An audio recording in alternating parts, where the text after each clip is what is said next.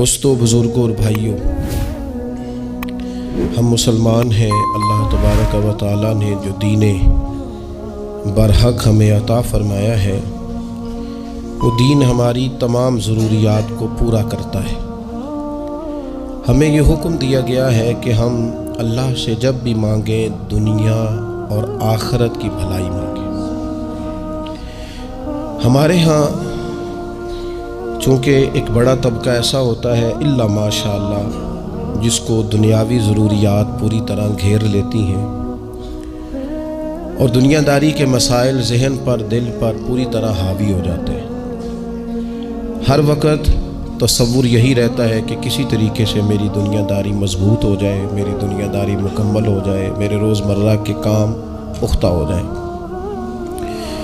اس کا لازمی نتیجہ یہ نکلتا ہے کہ انسان دینی کاموں کو بھی معاذ اللہ دنیا کے لیے کرنا شروع کر دیتا ہے۔ کعبۃ اللہ میں جا کر بھی، بیت اللہ شریف کا طواف کر کے بھی، حجر اسود کے بوسے کے بعد بھی، مقام ابراہیم پر نفل پڑھنے کے بعد بھی، حتیٰ کہ نبی اکرم صلی اللہ علیہ وسلم کی بارگاہ عالی مرتبت کی حاضری کے دوران بھی الا ماشاء اللہ لوگ دنیا ہی مانگتے رہتے ہیں۔ میرا فلانا کام ہو جائے، میرے بچوں کے معاملہ سنور جائیں، فلاں کا مستقبل بہتر ہو جائے۔ دنیا کی خیر اللہ سے مانگنا برا نہیں، لیکن صرف دنیا ہی مانگنا اور اپنی آخرت کو فراموش کر دینا۔ اللہ فرماتے ہیں وَالْآخِرَةُ خَيْرٌ وَأَبْقَىٰ، آخرت تمہارے لیے بہتر بھی ہے اور ہمیشہ باقی رہنے والی بھی ہے۔ قرآن مجید نے سورہ بقرہ کے اندر قریش مکہ کی اس عادت کا ذکر کیا ہے۔ فرمایا جب وہ حج کرتے تو ان کا طریقہ یہ تھا کہ وَمِنَ النَّاسِ مَن يَقُولُ رَبَّنَا آتِنَا فِي الدُّنْيَا، ان میں سے کچھ لوگ یہ کہا کرتے تھے کہ یا اللہ ہمیں دنیا عطا کر دے، ہمیں دنیا دے دے۔ رب فرماتا ہے وَمَا لَهُ فِي الْآخِرَةِ مِنْ خَلَاقٍ، ان لوگوں کا آخرت میں کوئی حصہ نہیں۔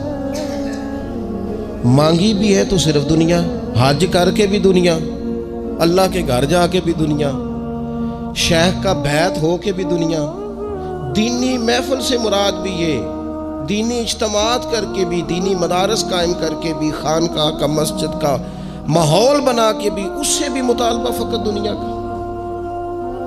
ان کفار کی اس عادت کو ذکر کر کے ہمیں سمجھایا گیا کہ جو فقط دنیا مانگتا ہے اس کا آخرت میں کوئی حصہ، اور فرمایا کچھ لوگ ایسے ہیں وَمِنْهُمْ مَن يَقُولُ رَبَّنَا آتِنَا فِي الدُّنْيَا حَسَنَةً، اچھا انہوں نے دنیا بھی مانگی تو صرف دنیا مانگی، حسنہ نہیں مانگی۔ اور یہاں فرمایا کچھ لوگ ایسے ہیں جو رب سے کہتے ہیں یا اللہ ہمیں دنیا میں بھی بھلائی عطا فرما، دنیا بھی دے تو حسنہ دینا، وہ دنیا دینا جو ہمارے دین کو تقویت دے، وہ دنیا دینا جو ہمارے اعمال حسنہ کو مضبوط کرے، دینی معاملات کو تقویت دے، دنیا بھی وہی عطا فرما۔ اور ساتھ کہتے ہیں وَفِي الْآخِرَةِ حَسَنَةً، یا اللہ ہمیں آخرت میں بھی بھلائی ہی عطا فرما، وَقِنَا عَذَابَ النَّارِ، اور ہمیں دوزخ کے عذاب سے بچا، اولئک لہم نصیب مما کسبوا، فرمایا ایسوں کو ان کی کمائی ہی ملے گی، جو انہوں نے کیا ہے وہ خوش نصیبی انہیں ضرور میسر آئے گی، چونکہ دنیا بھی مانگ رہے ہیں، آخرت بھی مانگ رہے ہیں۔ ہمیشہ کوئی بھی کام کریں کسی قسم کا بھی، اس میں یہ دیکھیں کہ کیا اس میں میرے لیے کوئی ذخیرہ آخرت بنے گا، کیا یہ کام میری قبر میں، حشر میں، قیامت میں میرے لیے کوئی فائدہ مند ہوگا۔ میں بڑے درد سے عرض کرتا ہوں بعض لوگ دینی کام کرتے ہیں اور ان سے جب سوالات کیے جاتے ہیں تو وہ بعض اوقات تکلیف دہ معاملہ ہو جاتا ہے کہ اس دینی کام کے پیچھے بھی وہ والا خلوص نہیں جو ایک مسلمان کا رب و رسول کے ساتھ ہونا چاہیے۔ اس دینی کام کے پیچھے بھی کچھ دنیاوی مقاصد موجود ہیں، تو اگر بڑی پگڑی اور بڑے جبے کے پیچھے بھی ایک دنیا دار چھپا ہوا ہو، لوگوں کو تو دھوکہ دیا جا سکتا ہے، رب و رسول کو تو نہیں نہ دیا جا سکتا۔ وہاں تو دلوں کا خلوص ہی پہنچتا ہے، وہاں تو نیتوں کا حسن ہی پہنچتا ہے۔ تو اللہ تبارک و تعالیٰ سے جب بھی سوال کیا جائے دنیا اور آخرت کی بہتری کا سوال کیا جائے۔ ایک لفظ ہے حدیث پاک میں جس کو عافیت کہتے ہیں، ترمذی شریف میں حضرت سیدنا عباس بن عبد المطلب رضی اللہ تعالیٰ عنہ، آپ کی روایت موجود ہے، فرماتے ہیں میں نبی پاک صلی اللہ تعالیٰ علیہ وسلم کی خدمت عالی مرتبت میں حاضر ہوا تو میں نے عرض کی یا رسول اللہ صلی اللہ تعالیٰ علیہ وسلم، مجھے ایسی چیز بتائیں جو میں اپنے رب سے مانگوں۔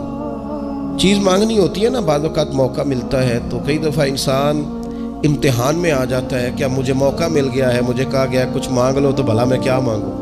حضرت عباس بن عبد المطلب رضی اللہ تعالیٰ عنہ نبی پاک علیہ السلام کے پیارے چچا جان ہیں، عرض گزار ہیں یا رسول اللہ صلی اللہ علیہ وسلم، مجھے بتائیے میں اپنے رب سے مانگوں تو کیا مانگوں؟ تو حضور نے فرمایا رب سے عافیت مانگو۔ کہتے میں کچھ دن رکا، کچھ دنوں کے بعد پھر حاضر بارگاہ ہوا اور عرض کی یا رسول اللہ صلی اللہ تعالیٰ علیہ وسلم، مجھے بتائیے میں اپنے مالک سے مانگوں تو کیا مانگوں؟ تو حضور نے پھر فرمایا اللہ سے مانگنا تو عافیت مانگنا۔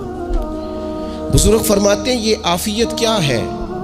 عافیت یہ ہے کہ یا اللہ ظاہری پریشانیاں، باطنی پریشانیاں، اے اللہ ظاہر کے میل کچیل بھی دور ہو جائیں، باطن کے بھی دور ہو جائیں، اے اللہ ہر معاملے میں، ہر آزمائش میں، ہر دکھ میں ہمیں تیری پناہ نصیب ہو جائے۔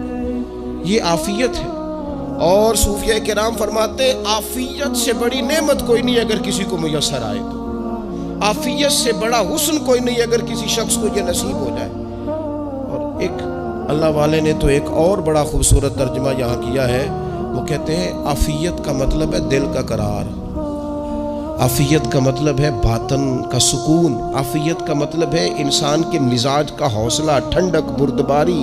جس بندے کو عافیت نصیب ہو جاتی ہے گویا اللہ اسے سکون کی دولت عطا فرما دیتا ہے، تھوڑے پیسوں میں بھی سکون، بغیر شہرت کے بھی سکون، کوئی بات مان لے تب بھی سکون، کوئی دھتکار دے پھر بھی سکون، لوگوں کی گڈ بک میں ہو پھر بھی سکون، اور اگر لوگ سارے مخالفت میں آ جائیں تو چونکہ اللہ نے عافیت دی ہے پھر بھی سکون۔ اللہ تعالیٰ نے ان لوگوں کو قرار کی دولت، اللہ سے عافیت مانگی جائے، اس میں دنیا کی بھی بھلائی شامل ہے، آخرت کی بھی بھلائی شامل۔ نبی اکرم صلی اللہ تعالیٰ علیہ وسلم توجہ دلاتے کہ اللہ سے تم عافیت مانگو، ہمارا نہ جی،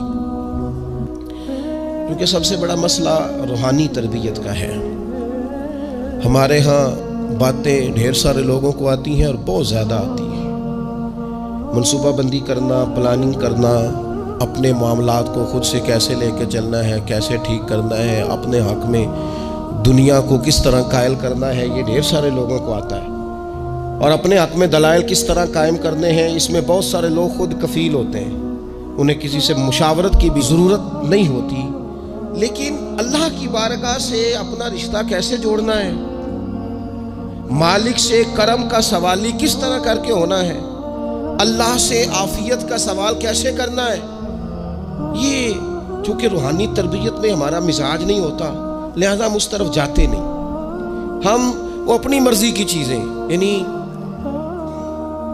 وظیفہ پوچھ کے گئے ایک صاحب، کچھ عرصے کے بعد آئے ہیں تو آ کے کہتے ہیں مولانا صاحب، پیر صاحب یا قاری صاحب یا فلاں صاحب، کسی سے بھی پوچھ کے گئے جس کو نیک آدمی جانا، پھر لوٹ کر آ کے کہتے ہیں کہ آپ نے وظیفہ بتایا تھا پر کام کوئی نہیں ہوا۔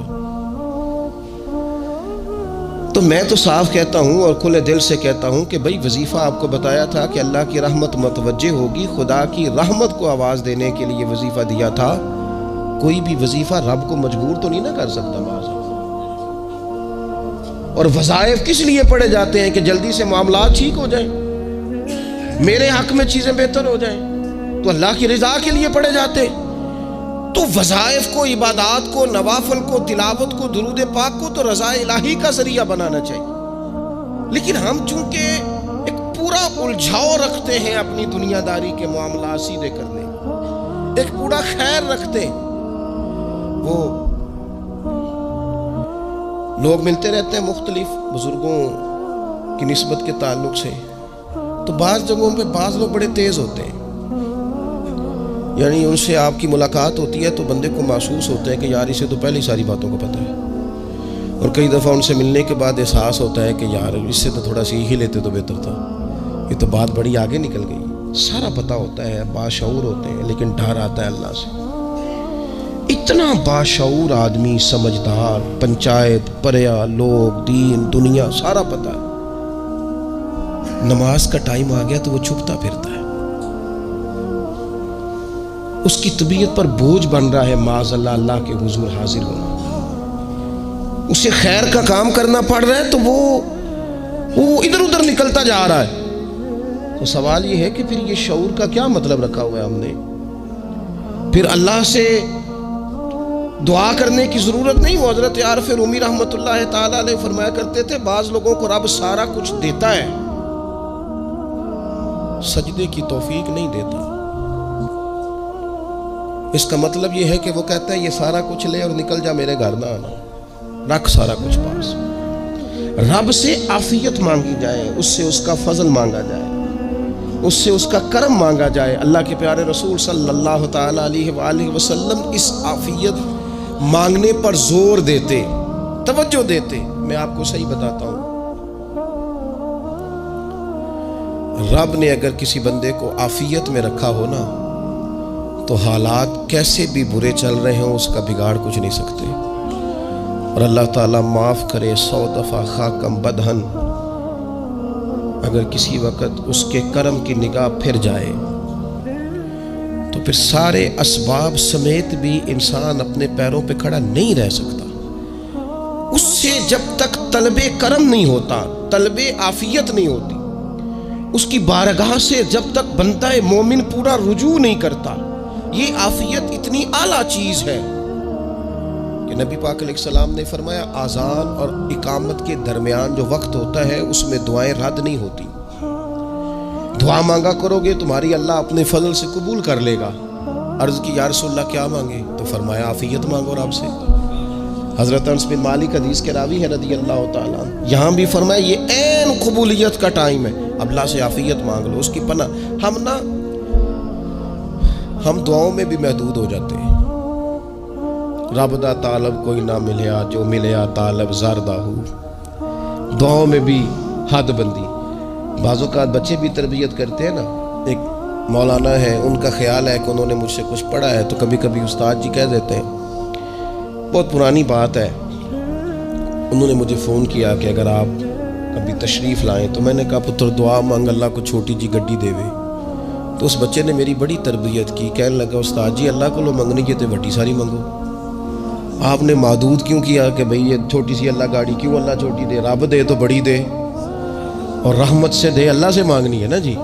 ہم تربیت نہیں لیتے۔ میں نے اس کا شکریہ ادا کیا، میں نے کہا بیٹے تو نے بڑی سونی بات کی، اللہ تجھے اس کا اجر عطا کرے، اللہ تجھے برکات عطا کرے۔ اگر آپ نے سیکھنا ہے تو پھر آپ سیکھ لیں گے، اور اگر نہیں سیکھنا تو پھر یہی کہنا ہے ساری عمر لنگی بندہ کو نہیں ملیا، چونکہ مزاج نہیں ہے نا سیکھنے کا، اس لیے پھر ملا ہی کوئی نہیں، پھر ساری زندگی کو میسر ہی نہیں آیا، کسی نے نصیحت ہی نہیں کی، کوئی آنکھوں کو بھایا ہی نہیں، خود ہی بڑے سیانے تھے، خود ہی بہت بڑے تھے، اپنا قد ہی بڑا اونچا تھا، سب ٹھگنے چھوٹے اور کمزور اور بوڑے نظر آئے۔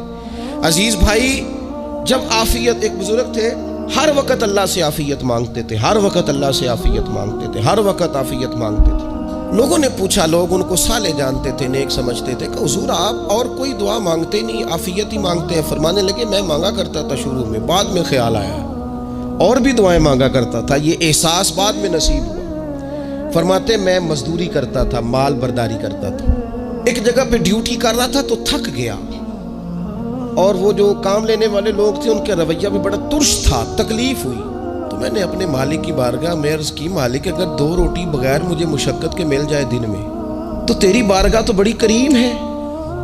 کہتے وہ میں نے یہ دعا مانگ لی، ذرا میں تھوڑا آگے بڑھا تو 2 بندے آپس میں لڑ رہے تھے، میں ان کی صلح کرانے کے لیے، انہیں بچانے کے لیے آگے بڑھا، تو میں جس کو چھڑا رہا تھا دوسرے نے میرے اوپر ضرب لگا دی، میرا بھی سر پھٹ گیا۔ تھوڑی دیر کے بعد وہاں پولیس آ گئی، وہ تینوں کو لڑنے والا سمجھ کے اٹھا کے لے گئے، مجھے جیل ہو گئی۔ 2 روٹیاں بغیر مشقت کے روز ملنی شروع ہو گئی۔ دعا مانگی تھی نا کہ یا اللہ 2 روٹیاں مل جائے نا بغیر مشقت کے، کہتے ہیں وہ 2 روٹیاں روز ملتی، کوئی کام نہیں کرنا پڑتا، پر جیل ہو گئی۔ فرماتے ہیں میں بڑا پریشان تھا، روز روٹیاں پابندی سے آتی اور بہترین آتی، کھانا ملتا۔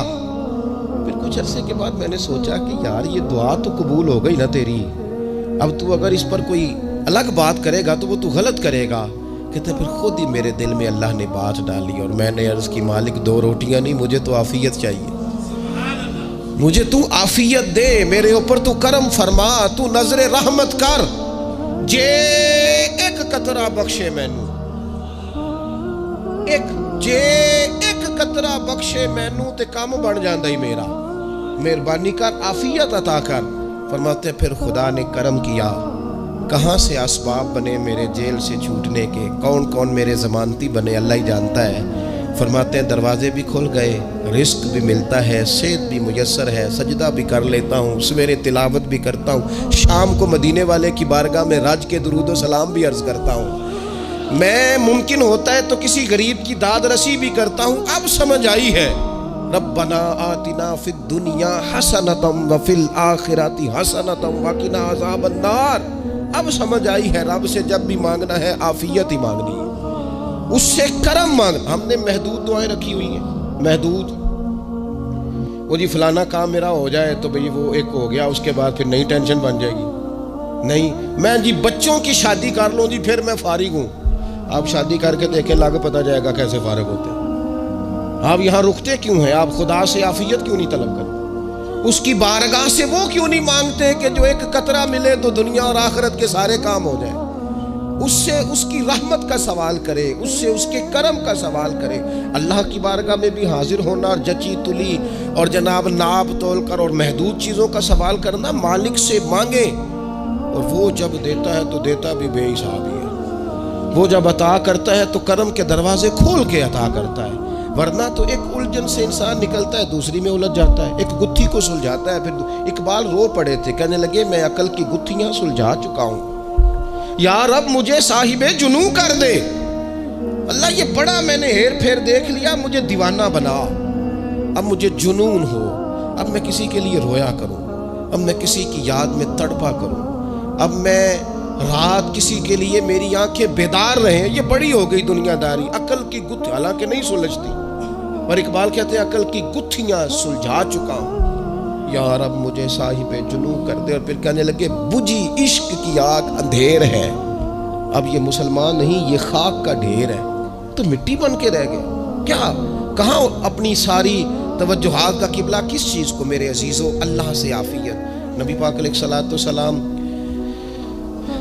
نے ایک شخص سے پوچھا کیا دعا مانگ رہے ہو؟ تو اس نے کہا یا رسول اللہ میں اللہ کی بارگاہ میں صبر کا سوال کر رہا ہوں۔ تو حضور فرمانے لگے صبر تو مصیبت پر ہوتا ہے۔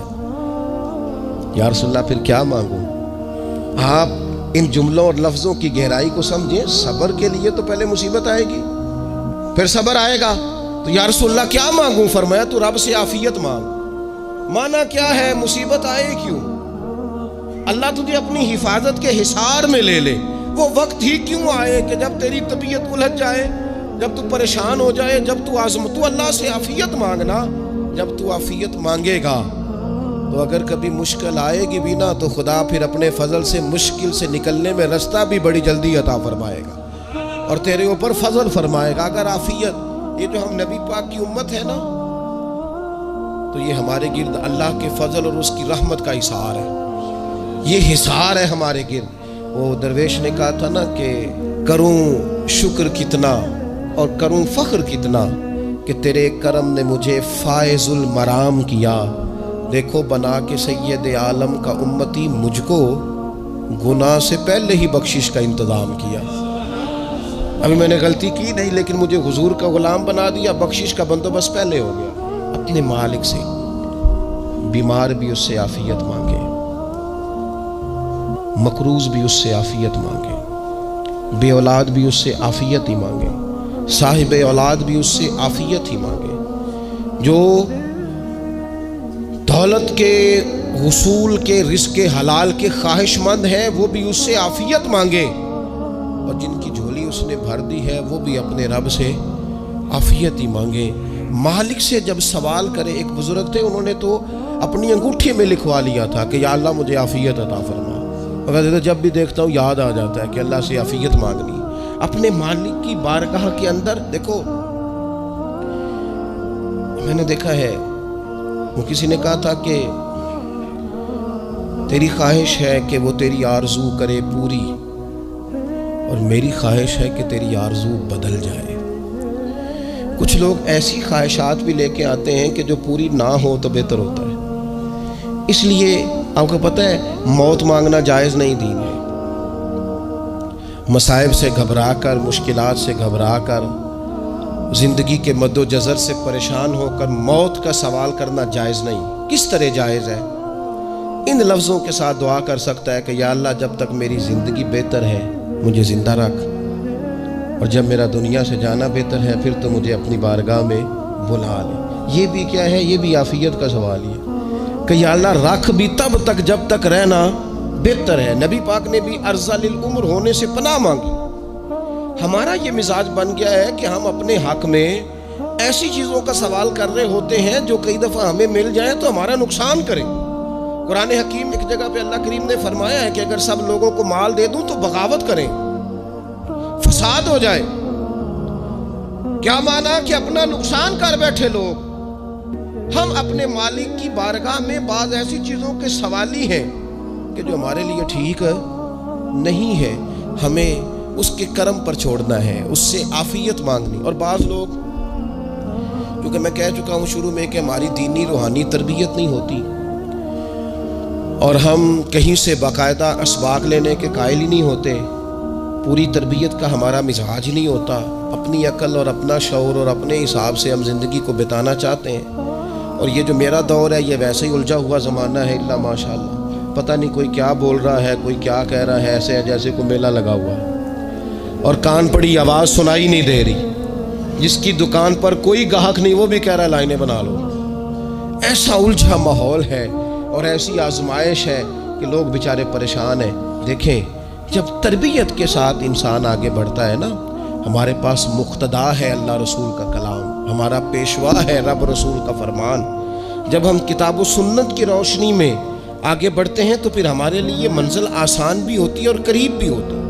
پھر ہمارے لیے آگے کی طرف سفر کرنا، آگے بڑھ جانا یہ آسان ہوتا ہے. آپ غور کریں جو لوگ دنیا میں کامیاب رہے، بھلا کس طرح کامیاب رہے؟ وہ اس طرح کامیاب رہے کہ انہوں نے نا اپنے رب سے عافیت مانگی. اللہ تعالیٰ نے خود بخود ان کے لیے رستے بنائے. آپ تاریخ پڑھیں گے بعض لوگوں کی تو لگ نہیں رہا تھا کہ وہ اتنی کامیابی حاصل کریں گے. دیکھ لیں آپ حضرت غوث اعظم جیلانی رضی اللہ تعالیٰ عنہ بغداد شریف تشریف لاتے ہیں تو ان کی کیفیت یہ ہے کہ پتے کھا کے گزارا کرنا پڑتا ہے. یعنی پیچھے کوئی ایسا بیک گراؤنڈ کسی کا بنایا ہوا ادارہ، کوئی بڑی خانقاہ، کوئی بڑے لمبے چوڑے والد صاحب کے مریدین، کوئی بڑا لمبا سلسلہ نہیں مل رہا. ان کو بظاہر پتے کھا کے گزارا کرنا پڑتا ہے، لیکن چونکہ وہ نکلے ہیں اللہ کی مدد کے ساتھ. انہیں اللہ نے تائید دی ہے، فضل فرمایا ہے، تو نتیجہ یہ نکلا ہے کہ 70 ہزار بندہ ایک ایک وقت میں تربیت لینے کے لیے ان کے سامنے موجود ہے. یہ اللہ نے اسباب بنائے ہیں، کیونکہ جب رب عافیت عطا کرتا ہے تو پھر اللہ اسباب بھی پیدا فرماتا ہے. ہمارا ذہن تو تھک جاتا ہے سیاست کرتے کرتے. ہم تو جناب پوری ترتیب سے ہمیں سلیقہ آتا ہے کس طرح کر کے کس بندے کو کیسے قائل کرنا. پورے طور پر ہم وہ ساری زندگی سیاست کرتے رہتے ہیں. وہ خاندانوں میں بھی چلتی ہے، گلی محلے میں بھی چلتی ہے، دوستوں میں بھی چلتی ہے. اور بعد میں پتہ چلتا ہے کہ یہ پتے کھیل کون رہا تھا، اصل میں صلح کرانے والا تھا کہ لڑائی کرانے والا تھا. یہ سب کا خیر خواہ تھا، یہ سب کی ذہن کے اندر فطور کی آمیزش ہی اس شخص کی وجہ سے تھی. ہم چونکہ وہ خاص عافیت اللہ سے نہیں مانگتے، ہماری مخصوص سیاست ہوتی ہے سبھی کو راضی رکھو. اس کا نتیجہ یہ نکلتا ہے کہ ایک ٹائم آتا ہے کوئی بھی راضی نہیں رہتا. ہم اگر اپنے مالک کی طرف رجحان کریں اور اللہ نے جو ہمیں شعور دیا ہے اس شعور کو لے کر اللہ کی بارگاہ کی طرف بڑھیں. آپ یقین کریں اعلیٰ حضرت بریلوی رحمۃ اللہ علیہ کی کتابیں ہیں، ایک ایک کتاب پر پی ایچ ڈی ہو رہی ہے، اور انہوں نے 150 سال پہلے بیٹھ کر جو کچھ لکھا تھا بئی نہیں لفظ بلفظ اس کی ضرورت آج محسوس ہو رہی ہے اور آنے والے وقت میں بڑھ رہی ہے. لیکن ان کے پاس کوئی ٹیم نہیں تھی، 50 لوگ نہیں تھے جو ان کے پاس بیٹھ کے لکھواتے، اپنا پریس نہیں تھا، ایسے لوگ نہیں تھے کہ جن کو پتا ہوتا کہ کتاب ہم کل چھاپیں گے اور اتنے فیصد یہ مارکیٹ میں نکل بھی جائے گی. ایسا کچھ نہیں تھا. کیا تھا؟ اللہ کی مدد ساتھ تھی، تائید ایزوی ساتھ تھی، اللہ نے اپنی عافیت میں رکھا تھا. قرآن مجید کی آیت کا ترجمہ کرتے ہیں نا اعلیٰ حضرت اہدنا الصراط المستقیم، یا اللہ ہمیں سیدھی راہ پہ چلا. بہت سارے مفسرین نے کہا اے اللہ ہمیں سیدھا راستہ دکھا، فرماتے ہیں اے اللہ ہمیں سیدھی راہ پر چلا۔ تو کسی نے کہا حضور یہ چلا اور دکھا میں کیا فرق ہے؟ فرمانے لگے دکھانے کا مطلب یہ ہوتا ہے کہ کسی نے پوچھا میں نے گجرانوالہ جانا ہے، تو دکھانا یہ ہے کہ اسے کہا یہاں سے باہر نکلو، روڈ پہ چڑھ جاؤ، سیدھے جاؤ گے، ایک پول آئے گا اسے کراس کرنا، نیچے اترنا، وہاں سے شہر شروع ہو جائے۔ پھر اس نے اگر کوئی اندرونی جگہ شہر کی پوچھ لی تو اس کو کہا کہ رائٹ ہو جانا، پھر لیفٹ ہو جانا، پھر آگے کسی سے مزید۔ یہ ہے راستہ دکھانا اور ایک ہے چلانا۔ اس نے کہا میں نے گجرانوالہ جانا ہے، تو اس نے کہا ساتھ بیٹھنا میری گاڑی پہ، جہاں تو نے جانا ہے میں چھوڑ کے آتا ہوں۔ یہ راستے پہ چلانا ہے، یہ مقام تفکر ہے، آپ اس پر غور فرمائیں گے۔ کہتے ہیں یا اللہ تو ہمیں راستہ دکھائے گا اور دکھاتا ہے، لیکن چاروں جانب شیطان بھی تو بیٹھا ہے نا، فتنے بھی تو ہے نا، تو اگر تیری رحمت ساتھ رہے، مانا کہ محبت کے سفر میں ہر گام پہ 100 مشکل ہے، لیکن یہ سفر آسان بھی ہے اگر ساتھ تمہارا ہو جائے۔ اگر تو ساتھ چلے تو پھر یہ سفر مشکل ہے۔ ہارون رشید نا اپنے محل کی چھت پہ ٹہل رہا تھا، سب سے اوپر والے چوارے پر، نیچے سے حضرت بہلول دانا گزر رہے تھے، اوپر اس کے ساتھ سپاہی بھی تھے، گن مین بھی تھے۔ اس نے کہا یہ بابا تو ذرا اوپر اٹھاؤ۔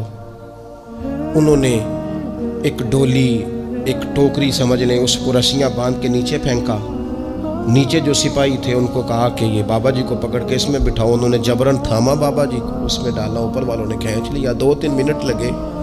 ہارون رشید کے سامنے حضرت بہلول دانا پہنچ گئے تو تھوڑے ناراض بھی ہوئے کہ یہ کوئی طریقہ تو نہیں نا بلانے کا۔ ملاقات ہوئی تو کہا کیوں بلایا؟ کہنے لگا ایک مسئلہ پوچھنا تھا۔ فرمانے لگے بادشاہ ہے نا، تیرے مسئلے پوچھنے کا بھی اپنا ہی انداز ہے، پوچھ مسئلہ۔ کہنے لگا بابا پوچھنا تھا کہ آپ اللہ تک کیسے پہنچے؟ حضرت بہلول دانا چپ کر گئے۔ 2-4 منٹ کے بعد کہنے لگے جس طرح ابھی زمین سے تیرے تک نہیں پہنچا، بالکل اسی طرح ہی پہنچ گیا اور رب کریم کی بارگاہ تک، اور وہ بھی جو اس نے کرم فرمایا ہے، ورنہ میں تو نہیں سمجھتا کہ میں پہنچ گیا، وہ بھی اگر تیری خوش گمانی ہے۔ ہارون رشید کہنے لگا مجھے سمجھ نہیں آئی۔ فرمانے لگے تو بادشاہ جو ہے اتنی جلدی کیسے سمجھ میں آئے گی تجھے بات؟ فرمانے لگے اگر میں تجھ سے ملنا چاہتا نا تو میں ایک درخواست لکھتا، پھر کسی وزیر سے سفارشی سائن کراتا، پھر وہ جمع کراتا، پھر مجھے ٹائم ملتا کہ فلاں دن فلاں تاریخ فلاں ٹائم آ جانا، پھر آ کے میں لائن میں لگتا۔ پھر بھی تو بادشاہ ہے، تیرا موڈ بنتا ملنے کا کہ نہ بنتا؟ جب میں چاہتا تو پتہ نہیں کتنا ٹائم لگ جاتا، جب تو نے چاہا ہے نا تو 1 منٹ بھی نہیں لگا۔ فرمانے لگے میں نے دعویٰ ہی نہیں کیا کہ میں جدوجہد کر کے پہنچوں گا، میں نے تو رب کی بارگاہ میں عاجزی کی ہے، پھر رب نے ہی کرم فرمایا ہے، اسی نے مہربانی کی ہے۔ مانا کہ محبت کے سفر میں ہر گام پہ 100 مشکل ہے، لیکن یہ سفر آسان بھی ہے اگر ساتھ تمہارا ہو جائے۔ اس کے کرم کا ساتھ رہا ہے، اس سے عافیت مانگی ہے، اپنے آپ کو اس کے سپرد کیا ہے تو اس نے کرم کر دیا۔ جب تک یہ مزاج نہیں ہم بناتے کہ مالک سے عافیت کا سوال کریں، اپنے آپ کو اپنے رب کے حوالے کر دیں، اس کی رحمتوں کے سپرد کر دیں، اتنی دیر تک زندگی میں ٹھہراؤ نہیں آتا، قرار نہیں آتا۔ مشکات میں موجود ہے، اللہ کے پیارے رسول صلی اللہ تعالی علیہ وسلم تیمارداری کے لیے گئے تو صحابہ کرام فرماتے ہیں وہ بندہ نا اتنا پتلا نحیف اور لاغر ہو گیا تھا جس طرح چڑیا کا بچہ ہوتا ہے، کمزوری ضعف طاری تھا۔ تو محبوب کریم نے اسے دیکھا تو بڑے کریمانہ انداز میں کریم فرمانے لگے تو کوئی دعا نہیں مانگتا، تو عافیت نہیں مانگتا اللہ سے؟ عرض کی یا رسول اللہ صلی اللہ تعالی علیہ وسلم، میں نے اپنے رب کی بارگاہ میں عرض کی ہے مالک قیامت کا عذاب بڑا سخت ہے، میں نہیں برداشت کر سکتا، تو نے اگر مجھے کوئی سزا دینی ہے تو یہیں دے لے، قیامت کو نہ دینا۔ کہتے محبوب فرمانے لگے سبحان اللہ، او خدا کے بندے تو رب کی سزا دنیا میں بھی نہیں سہ سکتا، اللہ سے یہ بھی سوال نہ کر، تو رب سے کہہ ربنا آتنا فی الدنیا حسنۃ وفی الآخرۃ حسنۃ وقنا عذاب النار، تو رب سے دنیا میں بھی حسنہ مانگ، بھلائی مانگ، تو آخرت کے لیے بھی بھلائی مانگ، تو اس سے عافیت کا سوال کر، تو نے یہ سوال کیوں کیا؟ عرض کی یا رسول اللہ کرم ہو گیا ہے، مجھے سمجھ آ گئی، اب میں اسی طرح ہی کروں گا۔ عزیز دوستو ہم کہاں سہ سکتے ہیں؟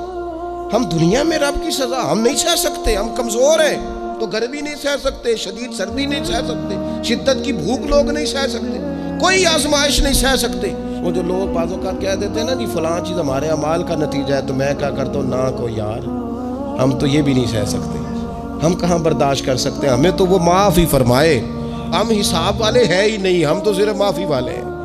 ہم سے نہ حساب پوچھے، اس نے حساب پوچھا تو پھر تو بڑی مشکل ہو جائے گی، اگر اس نے حساب پوچھا تو بڑی رسوائی ہو جائے گی، اگر حساب پوچھا تو مشکلات سامنے دکھائی دینے لگ جائیں گی۔ ہم سے تو وہ درگزر والا معاملہ کرے، ہم سے تو وہ کہے جا میں نے محبوب کے صدقے تجھے معاف کیا، جا تیرے لیے رحمت اور بخشش والا فیصلہ کیا۔ وہ کوئی سبب، اس کی رحمت کسی سبب کو دیکھ لے اور درگزر کر لے۔ تو آج کی پوری گفتگو میں آج آپ کو بڑی ذمہ داری سے یہ گزارش کر رہا ہوں، اللہ سے عافیت مانگے، ہر وقت عافیت مانگے۔ میری سالوں سے روٹین ہے، میں دعا مانگتا ہوں، اللہم انا نسألک العفو والعافیت فی الدین والدنیا والآخرہ۔ اور یہ خاموش تبلیغ ہوتی رہی، میں مانگتا رہا، کئی بچوں کو ویسے یاد ہو گئی، اس کو یاد کر لیں، اللہ سے عافیت مانگے، دین میں، دنیا میں، آخرت میں، اس کو اپنا مزاج بنائیں۔ اللہ تبارک و تعالی ہم سب کو عافیت نصیب فرمائے۔ آخر دعوانا الحمد۔